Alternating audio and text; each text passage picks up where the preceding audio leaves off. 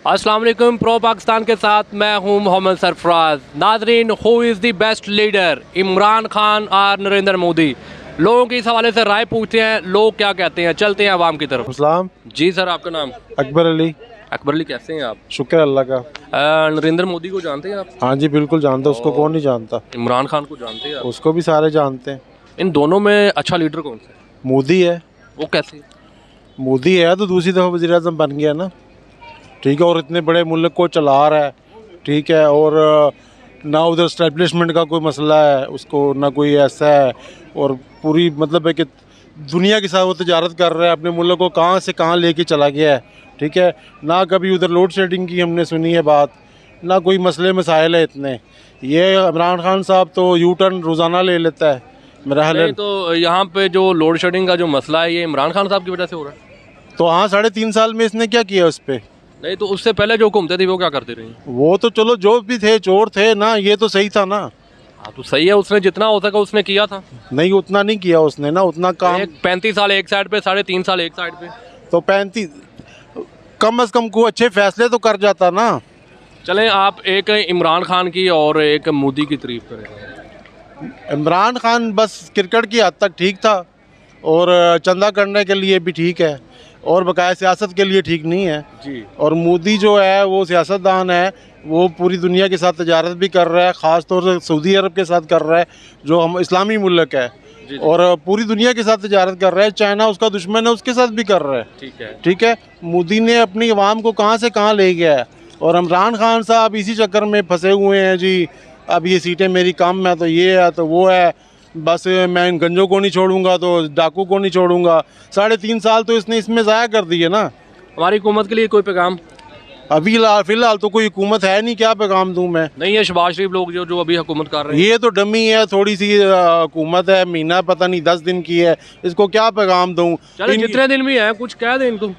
बस इनको ये क्या, मैं इनको क्या पैगाम दे सकता हूँ कि ये तो इनको तो सुबह का भी नहीं पता सुबह ये इन्होंने रहना, यानी कि आप इस काबिल उनको नहीं समझ रहे कि आपका पैगाम उन तक पहुँचे। हाँ, वो किसी काबिल नहीं है, वज़ीर आज़म के लेवल का तो बंदा ही नहीं था ना, ठीक है। वज़ीर आला तक तो था, जचता था ना, बकाया वो वज़ीर आज़म की सीट पे तो जचता ही नहीं है, ना बात कर सकता है ना कुछ कर सकता है। नहीं, तो मोदी भी तो मतलब पाकिस्तान के साथ शरारत करता रहता है ना, तो उस हवाले से आप मोदी को क्या कहना चाहेंगे?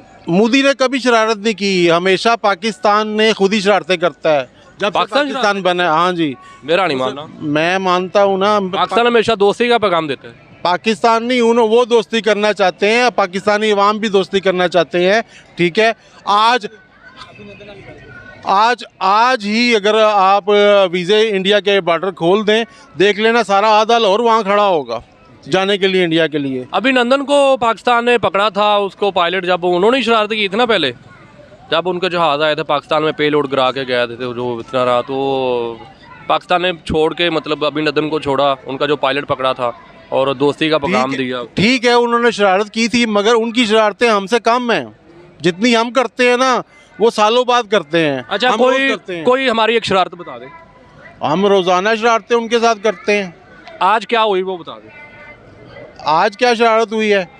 मतलब हम तो हर टाइम चाहते हैं कि इंडिया तबाह हो जाए, वो मर जाए, मिट जाए, हम जैसे भूखे नंगे हैं वो भी हमारे जैसे भूखे नंगे हो जाएं। हम तो कहते हैं हम तबाह हैं, वो भी तबाह हो जाएं। जी बिल्कुल, हर किसी की अपनी अपनी राय है, हर किसी का अपना अपना पॉइंट ऑफ व्यू है, कोई क्या कहता है, कोई क्या कहते हैं। चलते हैं किसी और की तरफ। अस्सलाम वालेकुम। वालेकुम सलाम। जी मैडम, आपका नाम? हिना महमूद। कैसे हैं आप? मैं ठीक ठाक। आप ठीक ठाक हैं आप? अच्छा, मुझे ये बताइएगा कि इंडिया का जो नरेंद्र मोदी है, वज़ीर आज़म, अभी उनकी हुकूमत चल रही है, और पाकिस्तान के जो साबिक़ वज़ीर आज़म इमरान खान, उन्होंने 3.5 साल हुकूमत की अपनी। इन दोनों का अगर कंपैरिजन किया जाए तो बेस्ट आप किसको देखते हैं, कौन सा लीडर अच्छा? अच्छा, मेरे दोनों का कंपैरिजन करने के लिए मेरे माइंड में जो चलता है, जो UNO में तकरीर हुई थी, बड़ी फेमस है। इमरान खान साहब बड़े जाने जाते हैं, माने जाते हैं, क्योंकि मुसलमानों के दिल की बात उन्होंने बड़े अच्छे तरीके से रखी सबके सामने, कि सब मुसलमानों के दिल बाग बाग हो गए। किसी भी मजहबी जमात के लीडर से बेहतर उन्होंने बात की। तो जो उनका जाना था, उधर माइक तक जाना था, वो माइंड में आता है कि मोदी साहब आए हैं, आके पहले उन्होंने पीछे सब जो लोग बैठे हुए थे उनको सलाम पेश किया है, उसके बाद उनसे इजाज़त ली है, सामने झुके हैं, एग्जैक्टली, फिर रोस्टम पे जाके बात की।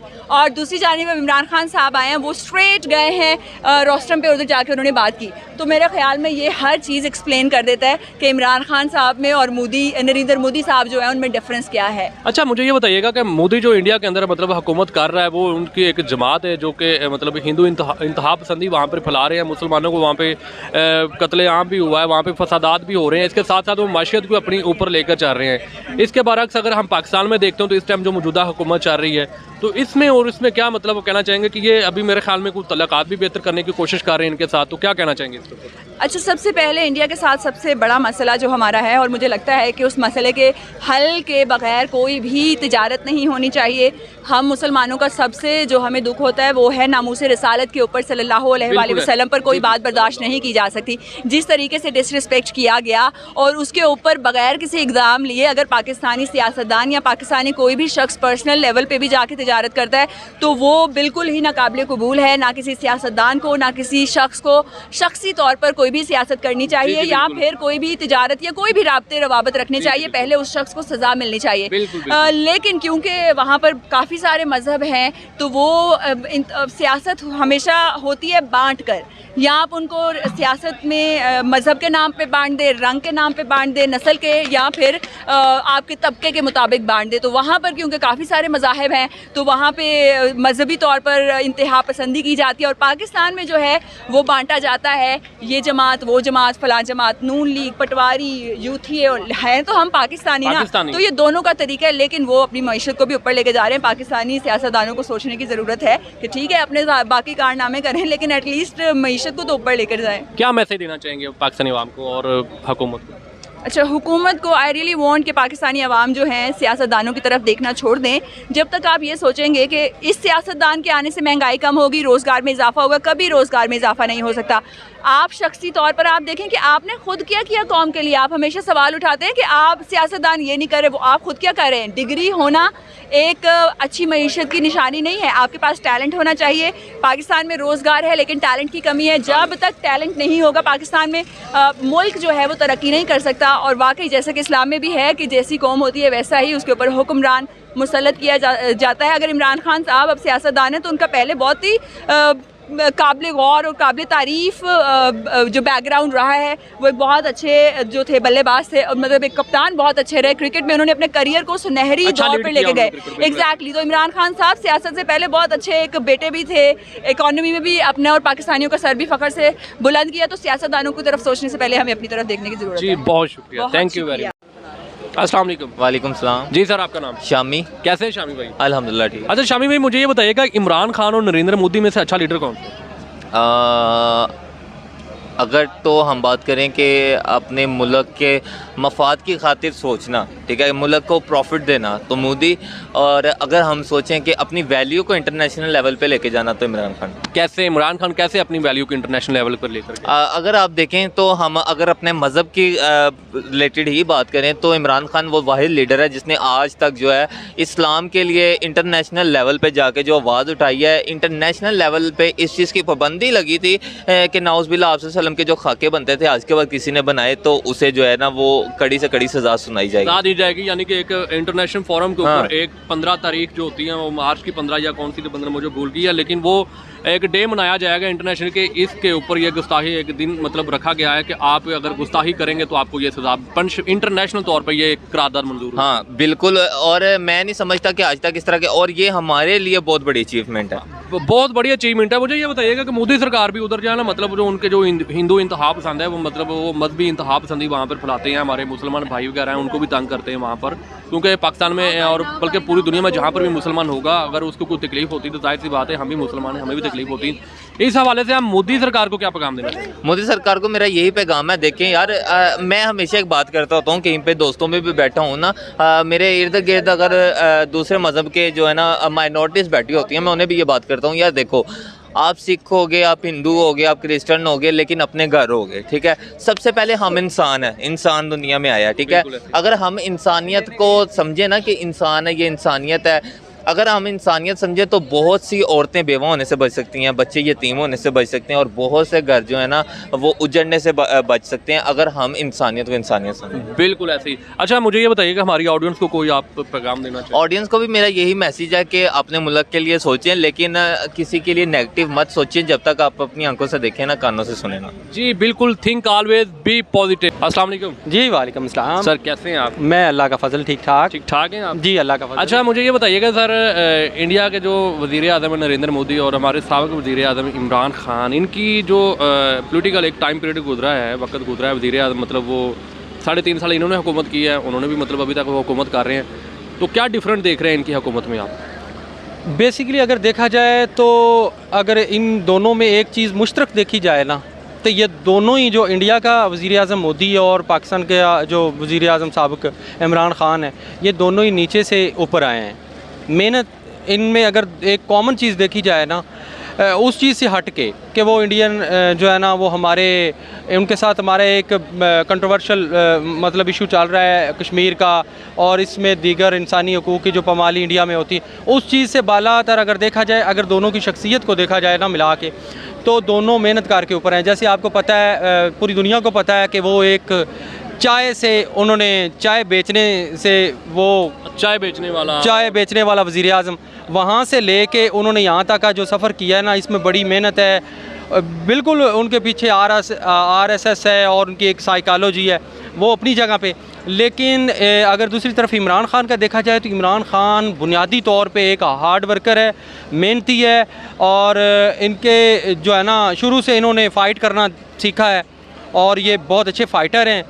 तो बदकिस्मती हमारी एक और भी है कि इंडिया में मौका मिलता है, गवर्नमेंट को पूरी टिनोर मिलती है, और जब उनके 5 साल बाद इलेक्शन होते हैं तो फिर वहाँ प्रॉपर एक अच्छे तरीके के साथ जमहूरी अमल जो है वो अंजाम को पहुँचता है वहाँ। लेकिन हमारे पास ये है कि कोई भी गवर्नमेंट आती है तो आने के बाद 1 महीने के अंदर अंदर ही वो, बल्कि सबसे पहले तो जब वो इलेक्शन होते हैं उसमें वाज़े धांधली के जो सबूत है वो हमारी मीडिया भी दिखा रहा होता है, और हम सबको पता भी होता है कि किस किस तरीके से धांधली होती है।